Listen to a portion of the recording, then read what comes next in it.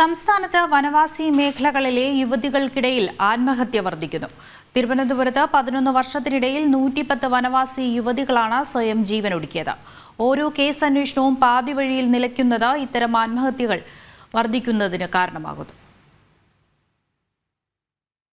ഇക്കഴിഞ്ഞ വെള്ളിയാഴ്ചയാണ് തിരുവനന്തപുരം പാലോട് ഇന്ദുജ എന്ന 26-കാരിയെ ഭർതൃഗൃഹത്തിൽ തൂങ്ങി മരിച്ച നിലയിൽ കണ്ടെത്തിയത്. ഇത് ഒറ്റപ്പെട്ട സംഭവമല്ലെന്ന് കണക്കുകളിൽ നിന്ന് വ്യക്തം.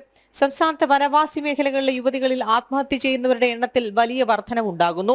തിരുവനന്തപുരത്ത് കഴിഞ്ഞ 11 വർഷത്തിനിടയിൽ ജീവനൊടുക്കിയത് 110 വനവാസി യുവതികൾ. പാലോട് എന്ന പ്രദേശത്ത് ആത്മഹത്യ ചെയ്തതാകട്ടെ 50ഓളം യുവതികൾ. വിവാഹം കഴിയുന്നതിന് മുൻപേ ഗർഭിണിയായവരും വിവാഹശേഷം ഭർത്താവിന്റെ പീഡനവും പ്രണയ നൈരാശ്യവും ഒക്കെ ആത്മഹത്യയുടെ കാരണങ്ങളാണ്. 15നും 20നും ഇടയിൽ പ്രായമുള്ള പെൺകുട്ടികളും ഇക്കൂട്ടത്തിലുണ്ട്. ലഹരി മാഫിയ സംഘങ്ങൾ ഈ മേഖലകളിൽ പിടിമുറക്കുന്നതും ഓരോ കേസന്വേഷണവും പാതിവഴിയിൽ നിലയ്ക്കുന്നതും ഇത്തരം ആത്മഹത്യകൾ വർദ്ധിക്കുന്നതിന് പ്രധാന കാരണങ്ങളാണ്. പാലോട് മേഖലകളിൽ എക്സൈസ് ഓഫീസ് പോലും പേരിന് മാത്രമാണ്.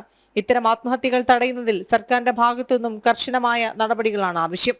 ജനം, തിരുവനന്തപുരം.